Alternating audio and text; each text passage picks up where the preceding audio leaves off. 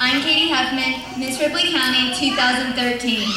I want to thank everyone for coming out tonight to support our 16 beautiful Queen contestants.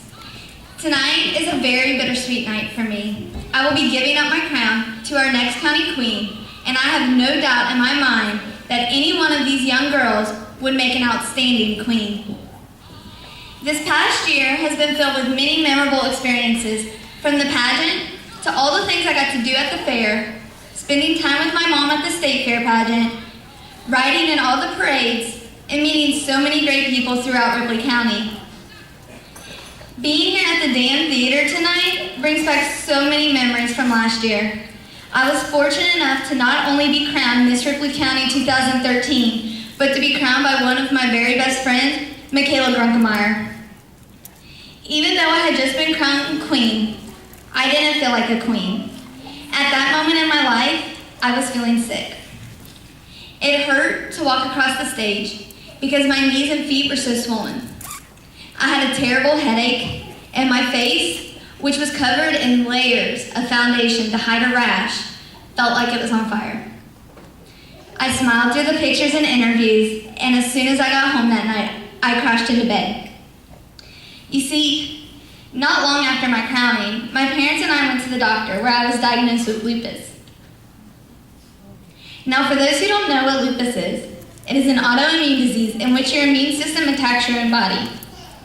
It affects your body in many different ways, like headaches, nausea and vomiting, painful skin rashes, and terrible joint pain. I thought the pageant was difficult, but the fair proved to be an even bigger challenge for me. Lupus also causes extreme fatigue and body aches. The early mornings and late nights and hours put on my feet definitely put my willpower to the test on several occasions. But I was determined to experience everything I could as queen. I didn't want to miss a thing, and I couldn't do that from a chair or a bed. I only shared my illness with a few people because I didn't want people to treat me differently. By the time state fair rolled around, I had lost most of my hair. Oh yeah, lupus also causes hair loss, an 18-year-old queen's worst fear. I also lost a lot of weight and most of my self-esteem. I went to the state fair to represent Ripley County and tried to enjoy myself, but I just wasn't feeling like myself. My hair was very thin, and I still had a lot of pain and fatigue. The medicine that I was on was actually making me sicker, and I just couldn't understand this. I was 18 years old. I was supposed to be starting the next exciting chapter in my life, and I was the queen. Why was this happening to me? At the end of August, I headed off to Indiana State to begin my college adventure, but by then, I didn't want to be seen in public. I had gone from an outgoing, upbeat person to an insecure, beat-down person. I would go to class, and then I would get food to take to my room, and that's where I would stay until time for class the next day. I continued to lose my hair, so I finally purchased a wig to wear to class. Looking back, I was so insecure. And why? Because I didn't have my long blonde hair? Because I occasionally had a rash on my face? What I failed to remember was the doctor telling me that he could fix this. But I didn't get in this condition overnight, and I wasn't going to be cured overnight. I was letting this disease beat me. I was allowing it to keep me in my room and hide. I was allowing this disease to change who I was and how I acted. Excuse me. When I went home for Christmas break, I decided not to return to Indiana State. This disease had literally chased me all the way home. I continued to take classes online, and I actually started working a full-time job, and my medicine was beginning to work. My hair was still very thin, and I was still sore, but I was beginning to turn the corner. After many months, my medication was finally controlling my symptoms.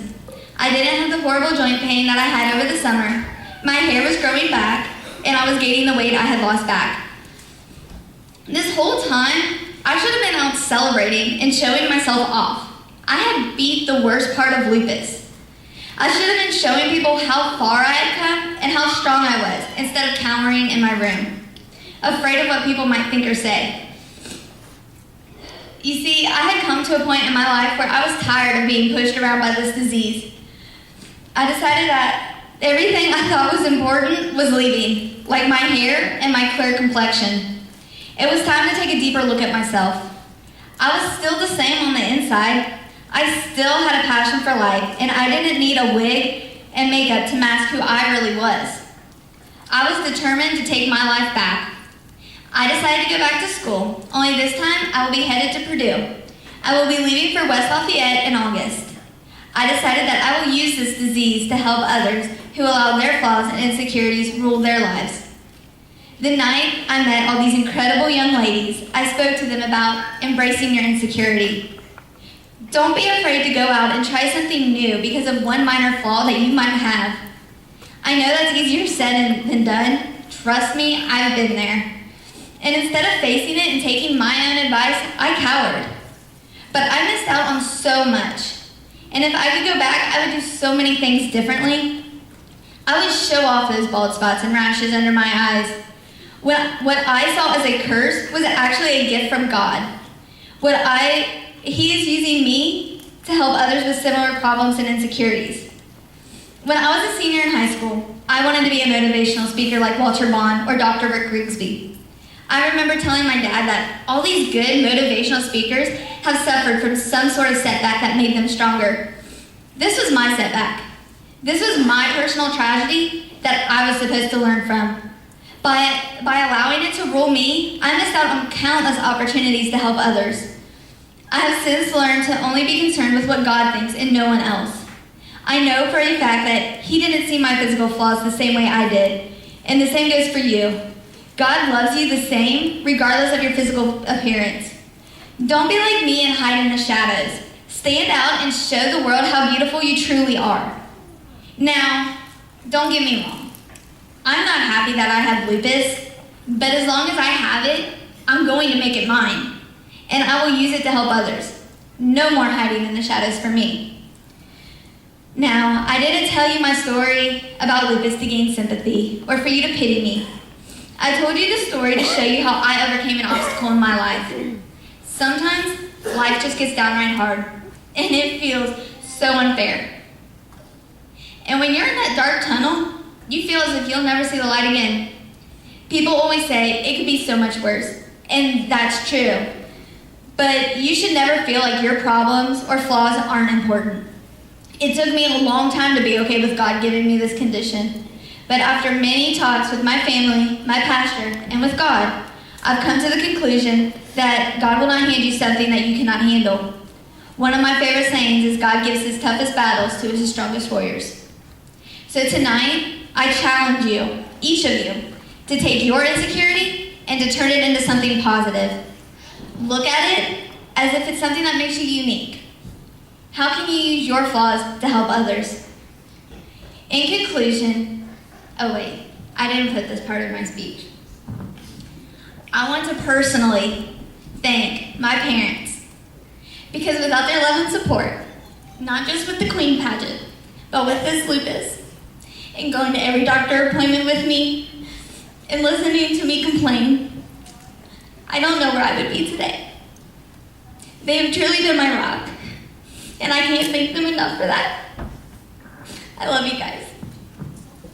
In conclusion, even though this past year has been filled with ups and downs and numerous challenges, ladies and gentlemen, I have truly enjoyed every moment that I wore the crown and served as your county queen.